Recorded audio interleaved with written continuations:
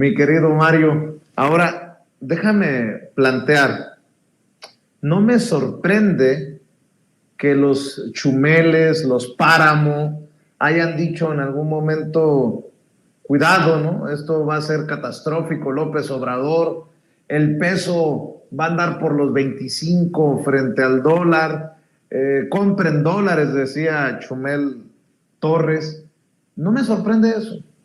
Me sorprende que un disque experto como José Ángel Gurría, quien fue el secretario general de la OCDE, ahora encargado de redactar el proyecto de nación para la oposición en este 2024 que se viene, así lo invitaron Alito Moreno, Meco, Marco Cortés y el tragabalas de Chucho Zambrano, en esta alianza de Claudio X González, diga que pues que no conviene ni el peso a 16 frente al dólar, ni 25, que a él le gustaría dejarlo por ahí de los 19, 20.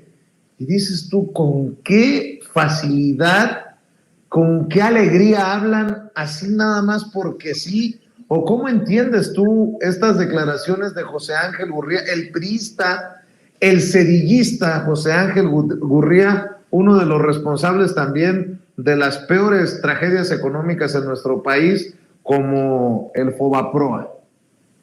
Sí, bueno, sorprende, ¿no? Que sea José Ángel Gurría el que lo dice, porque cuando fue la crisis, la última crisis cambiaria que tuvo México, la que verdaderamente trastocó las finanzas públicas, también pudo haber ocasionado o acelerado una crisis de balanza de pagos.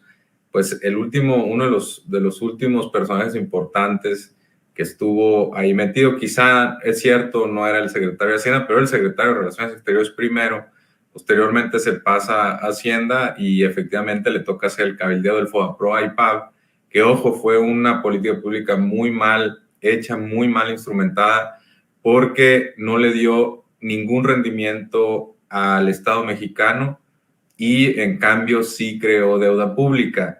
En Estados Unidos tuvieron algo similar en 2008, 2009 y el Estado ganó porque con lo que le dio a los bancos con tal de rescatarlos, y vaya que se metieron en líos, se aseguró acciones preferenciales, de tal forma que cuando se recuperasen, que eventualmente lo hicieron los bancos, esas acciones preferenciales salieron a venderlas y entonces recuperaron todo lo que invirtieron, que fueron miles y miles de millones de dólares en esos bancos, cosa que en México no hicimos.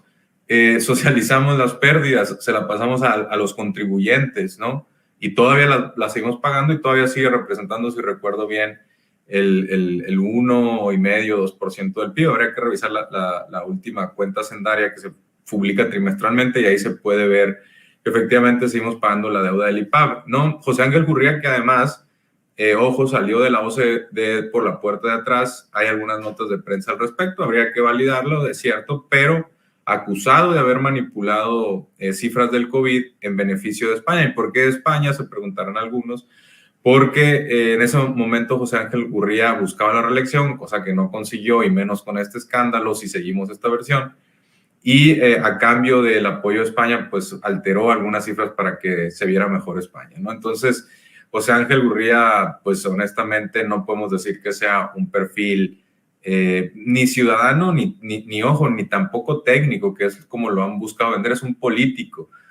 José Ángel Gurría ha hecho política toda su vida, viene de una larga data con el PRI, sedillista, y coincide, ojo, si tengo buena memoria y las versiones son correctas, Claudio X González en el último sexenio que estuvo es con Ernesto Zedillo, o sea, como funcionario, ya después apoyó de otras formas, pero como funcionario, después de haber sido asesor de Luis Telles, coordinador de asesores, se fue como jefe de unidad en presidencia, ¿no? Ya la presidencia con Zedillo, encargado de proyectos estratégicos o algo así.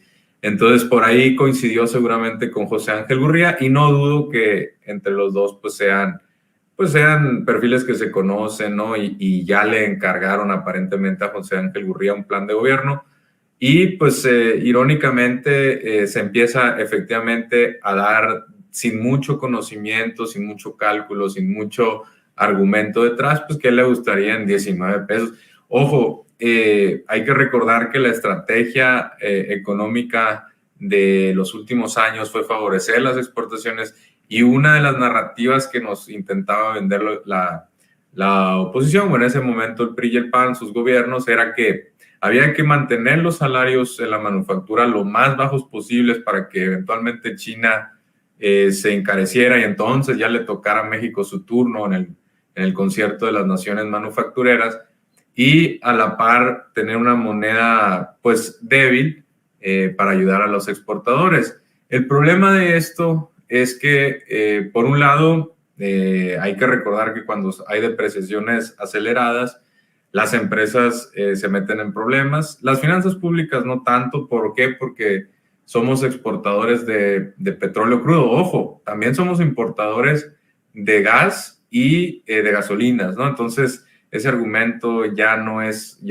tan poderoso, porque a lo mejor Pemex, con una depreciación, recibe más pesos por la misma cantidad de barriles exportados, pero por otro, pues se vuelve más caro importar esas gasolinas y el consumidor lo puede resentir. En general, una depreciación puede alimentar la inflación, nomás que ya se les olvidó esa parte, y ahora la única perspectiva que nos quieren hacer ver es que los exportadores están pasando mal, cosa que en los datos no es así, no está pasando eso. En estos momentos las exportaciones siguen creciendo, como lo han hecho a partir de la recuperación de la pandemia. México ya superó a China como principal socio comercial. Hay que recordar que China y Estados Unidos en estos momentos están en una batalla geopolítica, y ya México superó a China. Se importan más artículos desde México que China hacia Estados Unidos, y eso pues refleja también estabilidad, y entonces pues también contradice un poco esta versión de que con un peso fuerte se vienen calamidades, ¿no? Por supuesto que hay algunos retos, pero insisto, la oposición es muy selectiva en aquello que decide resaltar. No menciona, por ejemplo, que las empresas que son importadoras netas, pues con un tipo de cambio más, bueno, con un peso más fuerte, pues tienen menores costos, y esos menores costos ya sea se los pueden pasar al consumidor y paga precios más bajos, o también ampliar sus márgenes y si no hay competencia, ¿no? Sobre todo. Pero bueno, beneficia a ciertas empresas también, o incluso a los exportadores les beneficia, porque muchos insumos en México son importados, particularmente de China. Autopartes, por ejemplo, vienen muchas y después se exportan como un vehículo completo a Estados Unidos. Entonces también les beneficia un poco, no es que todo les vaya a afectar. Por supuesto que en estos momentos no podemos decir que el peso se haya apreciado tanto como para significar un riesgo macroeconómico. Hay algunas como reglas de dedo. Está el famoso índice Big Mac, que te puede indicar si una moneda está sobrevaluada o no. Y la verdad es que haciendo la conversión, un cálculo muy sencillo, resulta que el peso mexicano todavía no está sobrevalorado, incluso está subvaluado. Y en ese sentido, la verdad es que no representa en estos momentos en la cotización ningún riesgo para las finanzas públicas, ¿no? Ya si Gurría lo dice, pues que se lo cree alguien más, pero la verdad es que han tratado de generar pánico en los dos sentidos, ¿no? En el sentido de que se va a ir a 25 pesos por dólar, y lo han dicho, ojo, economistas como Luis Pazos, como Macario Chetino, que luego vienen a decir que son bien objetivos y que quieren un mejor país, y no. La verdad es que sus predicciones han estado constantemente erróneas, erráticas.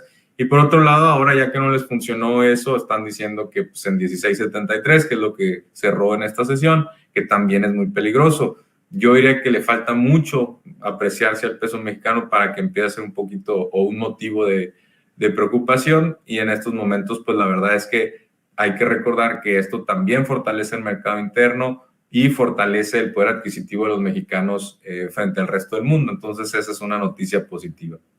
A ver,